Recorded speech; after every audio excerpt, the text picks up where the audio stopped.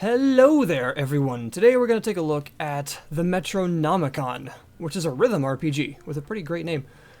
We don't get a lot of rhythm RPGs on PC or really on anything. We get some rhythm games. You know, you got your beat hazards and your audio serves, but rhythm RPG is a bit of a different animal. And I think one of my favorites, and really the only one I think that really sticks out in recent memory, would have to be Sequence, which I absolutely loved. I adored that game. I played it all the way through and enjoyed the heck out of it from beginning to end, and I would really recommend that you look it up. By the way, really good writing in that game. Sequence, I believe actually now they changed the name. It's called Before the Echo now. But anyway, this is not about that. This is about the Metronomicon, and it is just recently released by Puuba, the guys behind, what did they do? They did The Weaponographist, actually. And this is something entirely different for them. So, what I'm going to do for this video is I'm going to play you a song on easy, which is just the default difficulty in this case, because I'm bad, while telling you about the game's mechanics, because playing this while talking is probably going to be a huge mistake. And then I'm going to basically, you know, after telling you how the game works and everything, I'm going to play another song on a higher difficulty and just shut up to round out the video. And let you enjoy that, and hopefully not get content ID'd on YouTube. So that'll be fun. And, yeah, let's really just get into it. You've got several adventure locations. I'm at the third one right now. And basically, there's a lot to it, so here we go. Mount Rage. Okay, I have a little thingy on that tells me which songs I can and can't play on YouTube, hopefully, to avoid content ID. Let's start on easy, please. Here we go.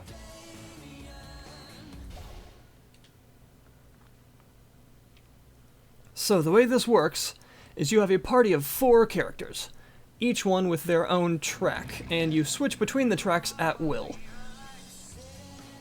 They each have their own suite of abilities, and you are able to screw up horribly and then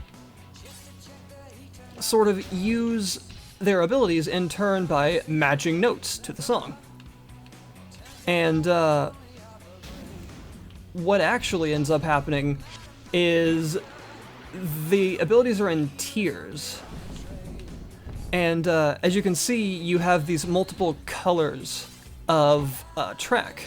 It goes from blue to red to yellow, and that indicates what tier of ability you're on. So every ability that you can cast on your character, actually you can put in any one of these, which is interesting. So every ability actually gets more powerful the higher up you put it in this 1 to 3 tier system. Good job. But it also takes longer to cast because you have to continue matching notes in a row. And also it gets easier to screw up because, you know, you can do that. And that's kind of interesting because that means abilities don't really have a... Is that a box? Abilities don't really have a set power. And you can basically... The higher up you put an individual attack will enhance its potency, whether it's a heal or a buff or a debuff or... oh dear. Or something like that. And it will get stronger. Kind of a neat idea, but of course there's a lot of risk-reward to that, because if you say put a heal up at tier 3, that's going to be a very powerful heal, yes, but you have to go through all 3 tiers of casting without screwing up a single note in order to cast that heal. So it takes a lot longer for that heal to go off. Depending on how much you need the heal at the time, that could be bad. And if you screw up at any time before you get to the 3rd tier of notes, that last note there with the golden spotlight, then you're casting one of your other abilities instead. So, yeah, risk-reward. I like that. That's pretty cool.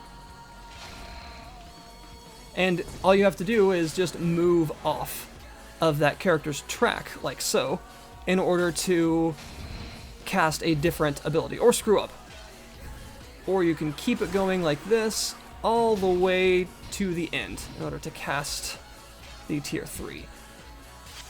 And every single character also has a passive ability that they can do, which is nice. And those also have a certain amount of, I guess, risk-reward to them, because some of them are more difficult to pull off than others. And I'll show you that in the character customization here. So that was a song. They're short and sweet for the most part. And you can see that skull there. You may have noticed, ooh, I got a shield. Auto applies protect when health under 40%. That is good advice for life. That might be useful for the protector there, Gwen. You may, by the way, notice the art style is pretty great. It might not be for you, but I really like it. I think it's a very well drawn and well animated art style. The enemies in particular look kind of great. So, all you gotta do is go over here to your heroes, and you can change in what order their abilities are. So as you can see here, it says deal 1 medium physical attack to a single target. If I just do this, it'll say deal 1 major physical attack to a single target, because I have now switched that to the tier 3 slot. So that's how the sort of ability scaling works, and every character is going to get several. As you can see, he has 4 right now. Attack, Inspire, Whirligig, and Antagonize. And Antagonize is actually a Earth, Elemental, Attack, and Taunt, which is interesting. And everyone also has 2 equipment slots, which I'll explain in just a minute, because that gets very cool. And you also have, this is what I was mentioning, a secondary ability. These are passive. You don't cast these, and they go off. In this case, as you can see, it says requires 20 beats. That means it just happens after 20 beats. Just 20 matched notes, it goes off. But some of these are much more difficult. So over here, for instance, hers, Drip, strong water attack on one enemy, requires 55 consecutive beats. That means you have to hit a 55-note streak without missing one in order for hers to go off. And characters will get different ones, and you can choose one that may be more difficult but have a more powerful effect, or more easy and reliable but not as useful in certain circumstances. Basically, you have a lot of character building potential here, because everyone will have several abilities that you can put in different orders for different amounts of power depending on what you want them to focus on. And as you can see here, this goes from 2 debuffs to 4 debuffs depending on where I put it. And you also have the equipment slots. So there are also several characters, and I don't even have them all yet. Oh yeah, I just got him. What can he do? Mug. Physical attack and steal crystals, backstab, super potent bleed with an additional 6% chance to do strong spike damage. That seems useful. Pickpocket, steal elemental crystals. So by the way, crystals, the way these work is, you see those little white pips above each ability. There are crystals for every element: physical, lightning, earth, fire, water.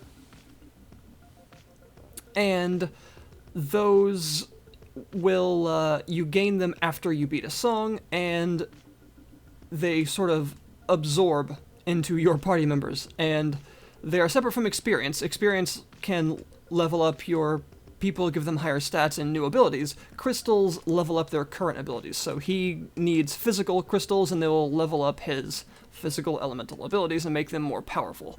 This makes them more powerful by default, whereas the actual placement in the attack queue here, the tier system, makes them more powerful in a different way. So that adds 2 different ways that the actual attacks scale, which is interesting.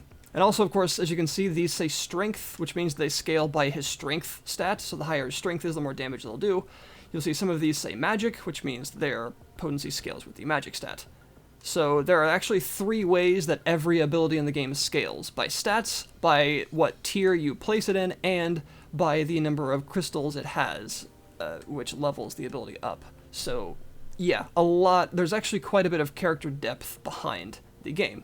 And finally, equipment. So there are 2 types of equipment. You can see yes, cup-hewn gauntlets. The game has kind of a late 80s, early 90s pseudo-future kind of synthwave art style / humor style. It's a bit weird, but all the items kind of carry this as well. So here you can see an example of the 2 types of items. There's items that affect stats, that can increase and decrease your stats in different ways. And there are items that are called mystic items, which have a passive effect, like this one, for instance. Curious heal for 20% more, but cast and recovery is 50% longer. You notice that every time I used an ability in that last song, their track was disabled for a moment, and they didn't have any notes coming down it. That's the recovery period, and this makes it to where after I use a healing ability, that recovery period lasts longer, but the actual healing is more potent. So yeah, a lot of the mystic items are some of the most powerful in the game, but they are very much power at a price. They tend to have potent effects that also often have drawbacks, and there are all kinds of them. There's a challenge system in the game that you'll unlock quite shortly into the game that allows you to get a whole bunch of these. There's the Necronomicon, by the way. And there are all sorts of them, and the best way to get these is generally to either do side quests or to do the challenge missions, which are here. If I show you. By the way, the amount of customization in this game is huge. You can basically, by which I mean control customization, you can basically plug in anything. You can use the keyboard, which works very well. You can use a controller. You can use a Guitar Hero controller, like a guitar, or a Rock Band Guitar Hero. I think you can even use a DJ Hero sort of turntable dealy. Basically, if it has like a button and some twiddly bits, you can plug it into your PC and try and play a song with it, and it'll probably work. And you can even rebind everything on them. So whether it's a controller or a guitar or whatever, you can rebind the keys or buttons or knobs or sprockets on it to do whatever you want in the game, which is kind of impressive, really. So you can even use you can even use dance pads if you want to annoy your neighbors to the point where they wish to murder you, if you happen to have one of those lying around. So go into the arena here, and you can see these allow you to play songs that you've already played before in different leagues, and they give you all sorts of these powerful passive mystic items. And there are even now things on the Steam. There's DLC for the game, basically, that allows you to buy small packs for very cheap prices. They're about $2 each, and they give you more of those challenge songs with unique treasures, and there are new songs put into the game. The current one available right now is a chiptune themed pack. So very cheap and cheerful kind of packs of new songs. And there's finally this system as well. You gain street creds for completing side quests and stuff, and you can buy these. These give you different aspects of the game and team attacks. Team attacks are these, as you can see here. And they usually take several songs to power up totally, but they are very powerful things that you can do. Usually used on bosses to give yourself an advantage or survive or do something. And like I said, they generally take multiple songs to sort of empower yourself with. And finally, one more thing to say before we go on the final song here. There's also a system where you may have noticed the number of songs in this level is not huge. That's because this isn't all of them. You may have noticed that on this, I got that skull medal there. That's because you may have seen that green meter on the top right of the screen. When that fills up, which you do by killing enough monsters in the time you have allotted, basically the length of the song, you will actually fill it up and encounter a mini-boss. And if you kill that mini-boss before the song ends, you will get that medal. Do that enough times and you can unlock side quests, which are sort of special challenges in this menu, and more songs, including eventually the boss of the region, which will allow you to, say if you look at this one, you'll notice there's a lot more in this area because of the number of things that you unlock, and you can get all kinds of great stuff from these. And you even may notice some names of artists that you know, like, say, Jimmy from Mindless Self-Indulgence is in here. So yeah, there's all kinds of good stuff in this game, and it's a nice price, too. It's only $20, which, if you like rhythm games, you'll know is actually not that much money, because they tend to go for a lot, depending on how much of a soundtrack they have, because licensing music can get very expensive. But in this case, $20 for what you get, pretty good, and you can get the soundtrack separately as well for $8. And, yeah. So, I'm gonna shut up now and play a song on medium and hopefully try not to get horribly destroyed. and we'll see what happens. So here we go.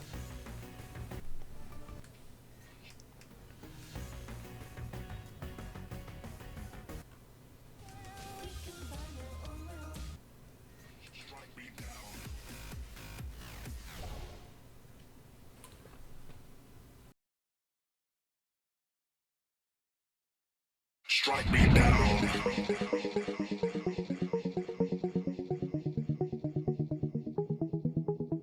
I see you dancing by yourself. It's just you and music, don't need no one else. Your hair, dignity, I can't help but stare. Can't tell who, can't tell what, but I don't really care. Cause the way you distract me, I can't move my head. I can't turn away, all eyes on your body. Like a phoenix rising in the ground. The way you move like that, you're gonna drive me down. Nicely done.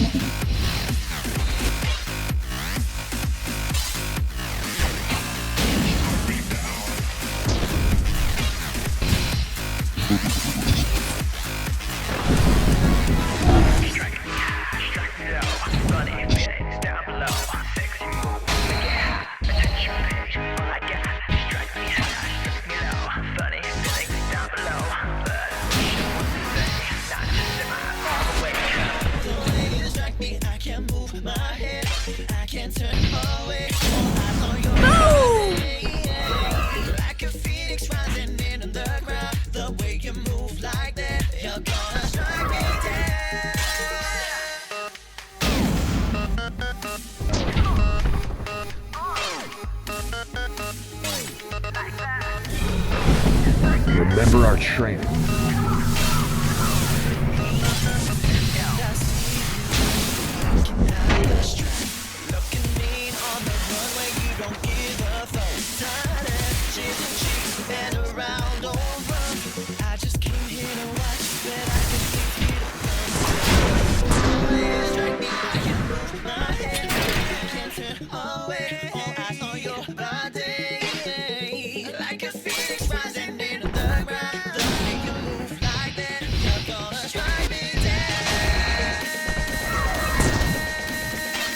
Strike me down.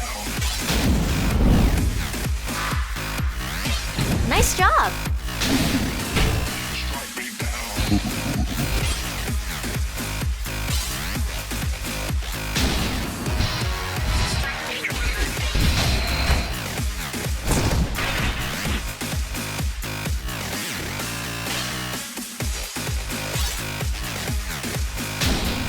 Well done.